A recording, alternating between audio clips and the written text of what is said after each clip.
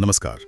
आज हम रक्षा अनुसंधान और विकास संगठन मतलब डीआरडीओ की एक बहुत बड़ी कामयाबी पर बात करने वाले हैं। हाल ही में पिनाका रॉकेट सिस्टम का एक नया और बेहद शक्तिशाली संस्करण का सफल परीक्षण हुआ है, जिसे लॉन्ग रेंज गाइडेड रॉकेट या LRGR 120 कहा जा रहा है। और ये सिर्फ एक आप कह सकते हैं रूटीन टेस्ट नहीं था। नहीं, ये भारतीय सेना की आर्टिलरी मतलब तोपखाने की जो ताकत है उसमें एक बहुत बड़े बदलाव का संकेत है। एक नई पीढ़ी की शुरुआत कह सकते हैं इसे। बिल्कुल। हमारे पास जो स्रोत हैं वो भी इसे सिर्फ एक और रॉकेट लॉन्च की तरह नहीं देख रहे हैं, बल्कि एक क्रांतिकारी कदम बता रहे हैं। तो आज हम यही समझने की कोशिश करेंगे कि ये नया LRGR 120 रॉकेट आखिर है क्या, ये अपने पुराने संस्करणों से इतना अलग और बेहतर क्यों है, और सबसे जरूरी बात, युद्ध के मैदान पर इसके आने से क्या बदलेगा। सही कहा। आज की हमारी जो पड़ताल है वो सिर्फ हथियार की रेंज या किलोमीटर के आंकड़ों के बारे में नहीं है। अच्छा। ये इस बारे में है कि कैसे भारत की रॉकेट आर्टिलरी एक ऐसे सिस्टम से जो एक बड़े इलाके में अंधाधुंध बमबारी करता था, उससे बदलकर एक ऐसे हथियार में तब्दील हो रही है जो लंबी दूरी से भी एक स्नाइपर की तरह सटीक निशाना लगा सकता है। वाह! ये सोच में एक बुनियादी बदलाव है। चलिए तो फिर इसे जरा गहराई से समझते हैं।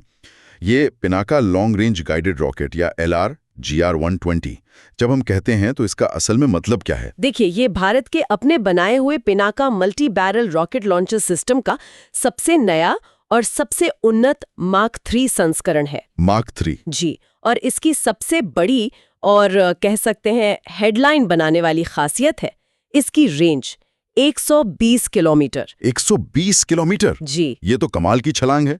अगर मुझे सही याद है तो जो शुरुआती पिनाका मार्क 1 था उसकी रेंज तो सिर्फ 40 किलोमीटर, सिर्फ 40 किलोमीटर के आसपास। हाँ, 40। तो ये तो सीधे सीधे 3 गुना ज्यादा हो गया। लेकिन स्रोतों में सिर्फ रेंज की बात नहीं है, इसकी सटीकता पर बहुत जोर दिया गया है। एक जगह लिखा है कि इसकी प्रिसिजन किताबों में लिखी जाने वाली है। इसका क्या मतलब हुआ? और यहीं पर ये तकनीक वाकई दिलचस्प हो जाती है। ये रॉकेट सिर्फ लंबी दूरी तक जाता नहीं है, बल्कि ये अपने लक्ष्य को सटीकता से ढूंढकर भेजता है। अच्छा। ऐसा इसलिए है क्योंकि ये अब एक गाइडेड रॉकेट है। इसमें एक एडवांस्ड गाइडेंस किट लगी है जिसमें इनर्शियल नेविगेशन सिस्टम यानी INS और साथ ही GPS या भारत का अपना नेविक सैटेलाइट सिस्टम उसका इस्तेमाल होता है। अच्छा, तो मतलब ये हुआ कि एक बार लॉन्च होने के बाद ये अंधाधुंध नहीं जाता, ये अपनी उड़ान के दौरान सैटेलाइट से सिग्नल लेकर अपने रास्ते को ठीक कर सकता है। बिल्कुल सही। इसे एक आसान उदाहरण से समझते हैं। हाँ, बताइए। पुराना पिनाका मार्क 1 वो एक बड़े इलाके में जैसे कालीन बिछाते वैसी बमबारी करने जैसा था। आप 12 रॉकेट दागते थे और उम्मीद करते थे कि एक बड़े एरिया में दुश्मन को भारी नुकसान पहुंचेगा। लेकिन LRGR 12 एक स्नाइपर राइफल की तरह है। ये 120 किलोमीटर दूर से भी दुश्मन के किसी खास ठिकाने जैसे कोई कमांड पोस्ट हो या हथियार डिपो उसको 10 से 20 मीटर के दायरे में सटीकता से तबाह कर सकता है। 10 से 20 मीटर? जी, ये अंदाजे का नहीं बल्कि यकीन का हथियार है। ये कालीन बमबारी और स्नाइपर शॉट का फर्क तो बहुत बड़ा है। जी। तो जाहिर है सेना के लिए इसके मायने भी बहुत बड़े होंगे। इतनी लंबी रेंज और ऐसी जबरदस्त सटीकता का युद्ध की रणनीति पर क्या असर पड़ता है? अगर हम इसे बड़ी तस्वीर में देखें तो इसके 3 बहुत बड़े रणनीतिक फायदे हैं। ठीक है। सबसे पहला और सबसे जरूरी फायदा है कि ये हमारी सेना की मारक क्षमता में एक बहुत जरूरी गैप को भरता है। ये गैप या अंतर क्या था? क्या हमारे पास इस रेंज के लिए पहले कोई विकल्प नहीं था? हाँ, लेकिन सही विकल्प नहीं था। देखिए, हमारा जो पारंपरिक तोपखाना है उसकी रेंज 30-40 किलोमीटर तक होती है और दूसरी तरफ हमारे पास प्रलय या ब्रह्मोस जैसी शक्तिशाली बैलिस्टिक और क्रूज मिसाइलें हैं जिनकी रेंज 150 किलोमीटर से शुरू होकर कई 100 किलोमीटर तक जाती है। सही बात है। लेकिन ये जो 40 से 150 किलोमीटर के बीच का दायरा था वो एक तरह से खाली था। अच्छा। इस दूरी पर मौजूद दुश्मन के ठिकानों पर हमला करने के लिए हमें अक्सर अपनी महंगी मिसाइलों का इस्तेमाल करना पड़ता था। मतलब एक मक्खी को मारने के लिए तोप चलाने जैसा। बिल्कुल, किसी छोटे लेकिन महत्वपूर्ण टारगेट के लिए सैकड़ों करोड़ की मिसाइल का इस्तेमाल करना न तो किफायती था और न ही व्यावहारिक। ठीक है। अब LRGI-120 के आने से सेना के पास इस गैप को भरने के लिए एक बेहद असरदार और किफायती विकल्प आ गया है। अब वे दुश्मन की सीमा के अंदर मौजूद कमांड सेंटर, लॉजिस्टिक्स हब या एयर डिफेंस सिस्टम को कम खर्च में सटीकता से नष्ट कर सकते हैं। तो ये सेना के लिए रणनीति और बजट दोनों स्तरों पर एक बहुत बड़ा बदलाव है।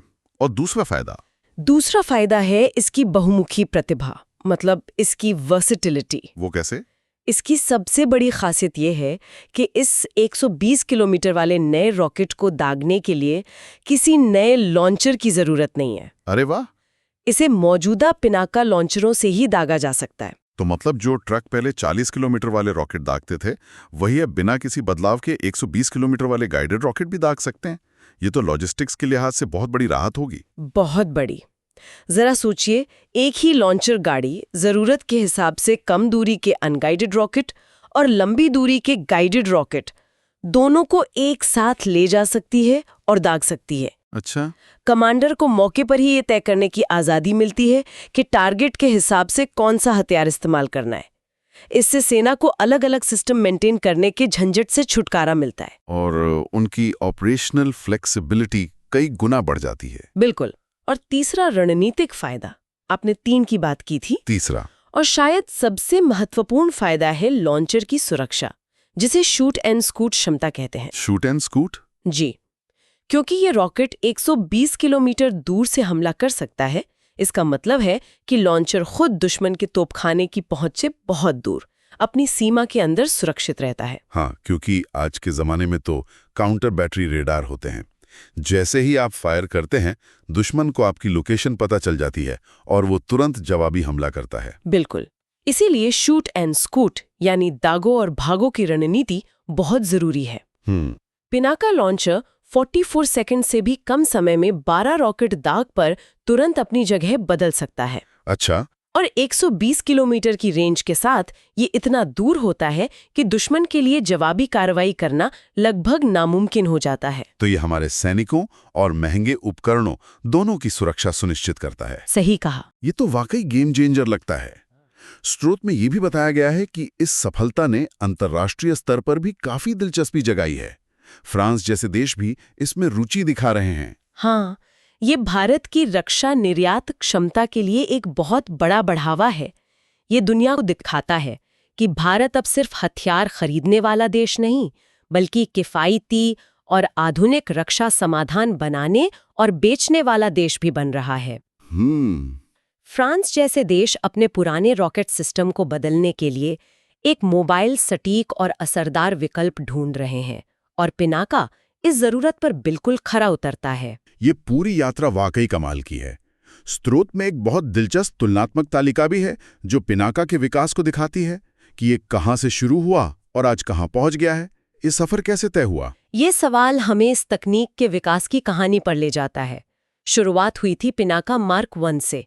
ये एक अनगाइडेड रॉकेट था जिसका एक ही मकसद था, एक बड़े इलाके को गोलों से पाट देना।